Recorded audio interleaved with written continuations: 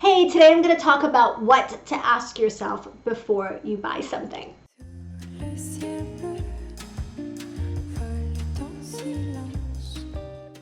Hey, welcome to my channel. My name is Netta. My whole goal here is to help you create a style and a wardrobe that you love so that you can look beautiful and feel confident every single day.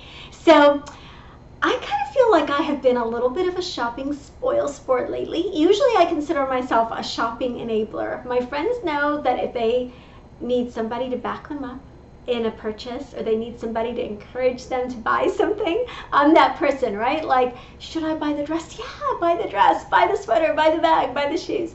But I did a splurge versus steal video. I don't know if that's going to air before or after this one, but and I was kind of thinking, it's very unusual for me to not tell people to spend all the money, because let's just face it, I love shopping. So I came up with these strategies, the splurge versus steal strategies, like where is it really worth it to spend your wardrobe budget, a word that I really don't love to use, but where is it worth it to spend your wardrobe budget, and where is it worth it to save money?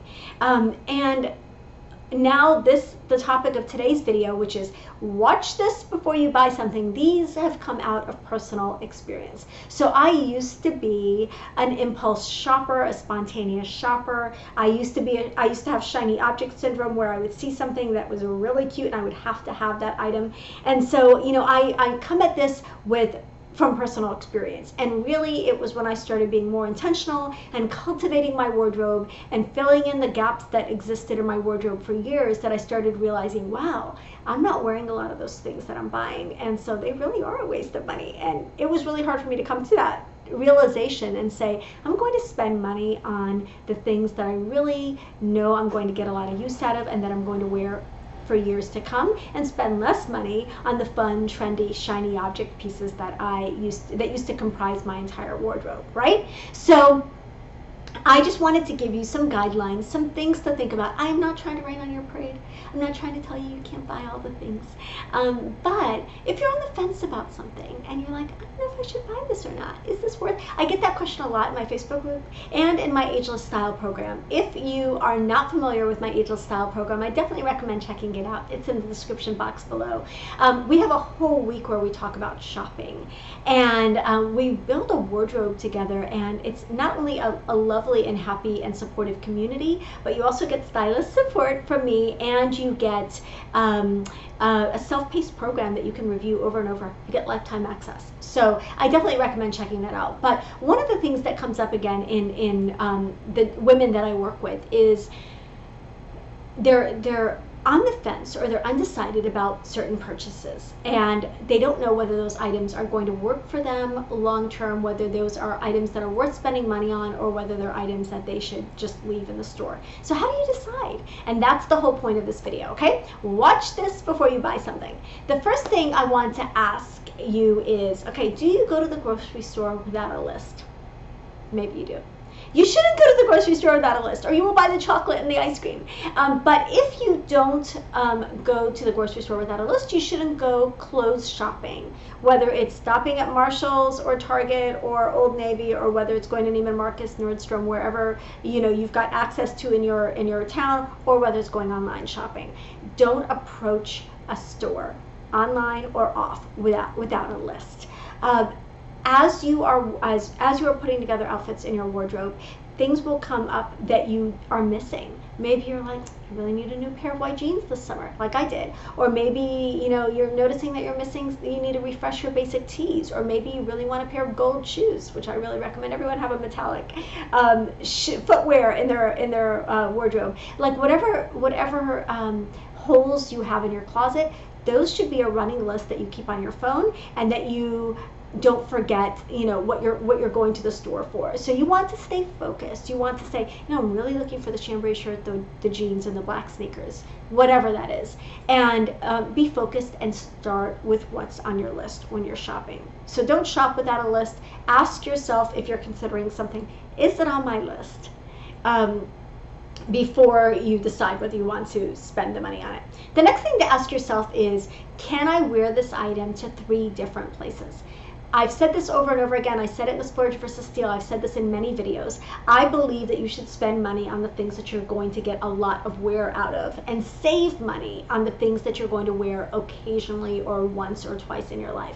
So cocktail dresses, formal dresses fall into the occasional category. Jeans, jackets, boots, shoes, bags, those are items that you're going to use over and over and over again. So can you wear this item in 3 to 3 different places? If it's a cocktail dress, no. You can only wear it one way. If it's a pair of jeans, can you dress it up with a pretty blouse for a night out? Can you wear it for a business casual day at work, depending on your work setting now with the world the way it is? Can you wear it on weekends? Can you wear it in a couple of different ways? If you can, that's going to be a better investment than something you can only wear to one particular place. Is there a dress that you would only wear to church? Do you just have your church dresses? Can you maybe look at wearing those dresses other places? If you're looking at a new dress, could you ask yourself that question? Is this a dress I can only wear to the mythical garden party that I never get invited to year after year? Or is it a dress that I can wear to a pool party and church and weekend and date night and whatever? So the more places you can wear it, the more it's worth the investment. The next thing is, can I wear it with 3 different things? This is most true if you're talking about a top or bottoms, a separate. A dress is different. A dress is one and done, or a jumpsuit is one and done. But when you're talking about a top or a pair of bottoms, can you wear that new pair of shorts with 3 different tops in your closet? Can you wear that blouse with 3 different bottoms in your existing wardrobe? And if the answer is no, you're going to have limited versatility with that piece. You're not going to be able to wear it as much. I mean, if you can only wear it one way, you can only wear it with one thing, then you may want to think twice about buying it. Okay, the next thing you want to ask yourself is, does it fit your lifestyle? This is a big thing. I had a client a few years ago who I went to her closet. Her closet was beautiful. It was glamorous. It was filled with designer bags and designer shoes and designer jewelry and all the things. And she had rows upon rows of cocktail dresses, brunch dresses, really dressy day dresses or night dresses. Many of them with the tags still on them. Every time I saw her, she was in workout clothes. Every single time I saw her, she was in workout clothes. So, you know, this is somebody who is dressing for a lifestyle that they don't have. We all are more casual now than normal. This is all the time. She never, ever, ever would wear her nicer dresses. She wouldn't wear them to church. She wouldn't wear them out to dinner. She never had any events that she went to where she needed to wear the dresses. She was shopping for this lifestyle that she wanted, but she didn't have. She had like a soccer mom lifestyle, right? With, you know, boys and mud all over the house and all that stuff. So you have to be really kind of intentional about, what do I spend my day doing? Are these clothes going to fit in with my day? Or am I really looking at these clothes because they're fun and they're aspirational and they're beautiful and they're all the things, but I'm just going to buy them and they're going to hang in my closet and it's going to make me feel bad later, right? So does it fit your lifestyle? Does it fit your personal style? Okay, with you know, a caveat here, because I do think that sometimes we want, a part of our heart is asking for something a little more dramatic, or maybe a little more feminine, or a little more trendy, or a little more fun, and it's fine to explore those different sides of our style personality in small ways and in inexpensive ways in our wardrobe. So for example, say you typically got pretty classic style, but you're drawn to a really trendy top. Well, if the trendy top is an inexpensive trendy top, then it might be worth it to just dabble in that trend and see why your heart is calling and speaking to you through that one item, right? Or maybe you feel like your style is usually uptight, and then you find yourself kind of drawn to something a little bit more boho, and you're like, maybe I need to relax a little. Maybe it gives you, it's exploring a part of your personality, a side of your personality that you don't generally let out, right? So with that aside, I will say that you want to ask yourself, is this me? Sometimes we're tempted to buy something just because it's trendy, even if it's not, doesn't feel like you and it feels incongruous to you. For example, for me, if I were to try something very menswear inspired, it might look really cool. I might love the way it looks, especially on other people, but on me, I'm going to feel like I'm in a costume. So if it's really not at all aligned with your personal style, it's going to feel off and you're not going to have that confidence. And you know, I'm all here about building a wardrobe and a style that you love so that you can feel confident and beautiful every day. pieces that really are so far outside of your comfort zone that they just feel like another person's wardrobe are not going to bring you that confidence. Okay, the next thing I want to talk about is, does it harmonize with other colors in your wardrobe? Now, if we've talked about creating a color palette for your wardrobe, and a color palette is really, think of it as a starting point and a launching point for your wardrobe, not the be all and end all of your wardrobe. So I'm not just saying you're only going to have to only wear 5 colors for your entire life, or 4 colors, or 9 colors, whatever that is, 74 colors in my case.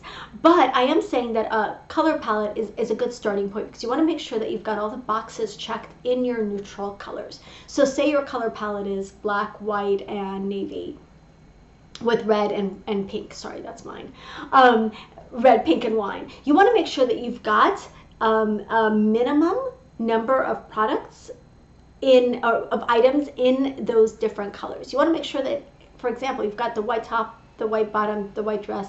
You want the pieces so that you've got that versatility. You want your staple and essential pieces to be well represented in your color palette, or your color palette to be well represented in your staple and essential pieces. So keep that in mind. You want that color palette to be a launching point for your wardrobe. After you've got all those boxes checked, you can have fun with other colors, especially in the one and done pieces like dresses and jumpsuits. They can be any color you want, provided it's a flattering color, of course. They can be any color you want, but you want that to build that core wardrobe of essentials in your color palette. So when you're looking at buying something and bringing it into your wardrobe, ask yourself, is this one of those one and done fun pieces, or is it going to be part of my essentials? And if it is it in my color palette?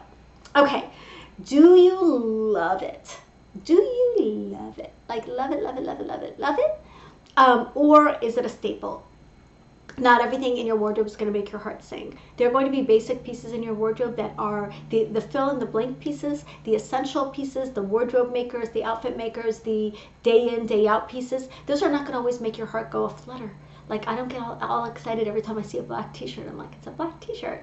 But it's an essential and I need it because it's going to go with the skirt that does make my heart go fluttery. So you want to ask yourself, what category does this fall into? Is it a statement piece? Is it a staple piece?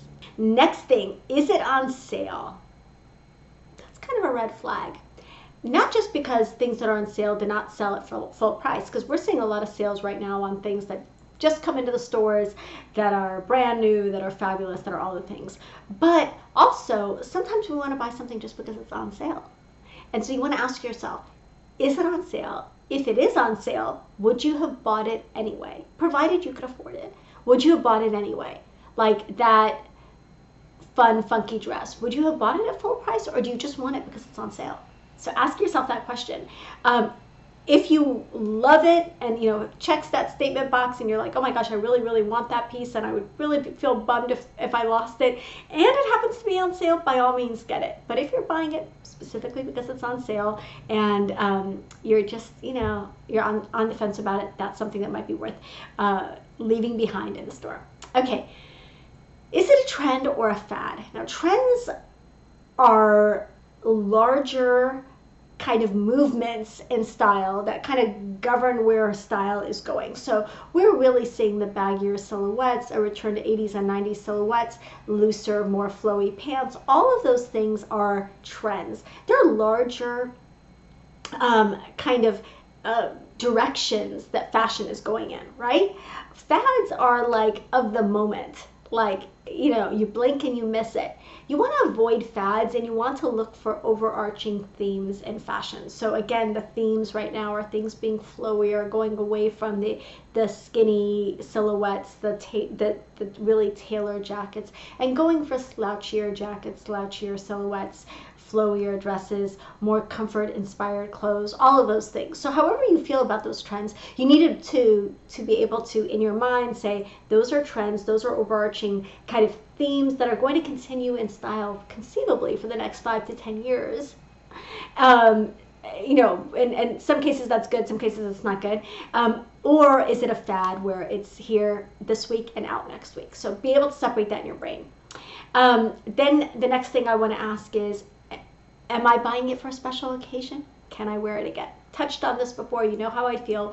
If it's something that you can wear day in, day out, get a lot of cost, get that cost per use really down, it's totally worth buying. If it's something that you're just going to wear occasionally, then you really want to either get it on sale, get it off season, get it at an outlet like a cocktail dress or something like that, borrow it from a friend, rent it from Rent the Runway. Ask yourself, can I wear it again? Okay, last thing to ask ourselves, and we have all been here. If you haven't been here, I definitely have been here, and it's, am I having a bad day? Am I bored? Am I just walking into a store hoping to fill a void in my life? Or fill, kill a little time, fill the boredom that I'm having this weekend or this day, or I'm in a bad mood, or I just got in an argument with somebody, or the world news is just really upsetting, and I just need a little lift to my spirits. I'm just gonna go in and I'm just gonna buy myself something nice. We all know that buying ourselves something nice, we can have a little shopper's high, right? And I'm not saying that that's always a bad thing, but you really want to ask yourself, is buying that $200 dress that I'm not going to wear really going to make me feel better about what's happening in the world, or what's happening down the street, or whatever else is going on in life? Or is it going to make me feel worse and guilty later because I'm like, oh, I really bought that dress and I probably shouldn't have bought it because I didn't love it, and I don't have to wear it. So just kind of ask yourself, am I bored? Am I sad? Am I annoyed? Should I be shopping under the influence of boredom, sadness, or annoyance? It's the same way that we don't go to a grocery store when we're starved, right? Like my mom always said, don't go to a grocery store when you're hungry. You're going to be like, ooh, Oreos, Chips Ahoy, ice cream, croissants. Anyway, I'm just going on. But you know what I mean. You don't go into a grocery store hungry. You don't go into a clothes store in a bad mood or bored, because you can end up with things that you're like, how did this get here? So the goal with all of these questions is not to be a killjoy or a spoil sport. I promise I still am the shopping enabler. I just want to enable you to shop more successfully and more intentionally, because I don't want you to have that moment where you look in your closet and you're like, how did all this stuff get here? How did all this stuff get here? Where did this stuff come from? Oh yeah, I bought that for that one event, and I bought that for the wedding, and I bought that when I was having an off day, and I bought that for that vacation, and I never ended up wearing whatever. Like sometimes we will look at our closets and we'll say, oh my goodness, I have no idea how these clothes got here. I don't really love any of them. I don't know why they're there. I don't want to wear them. So I'm trying to backtrack.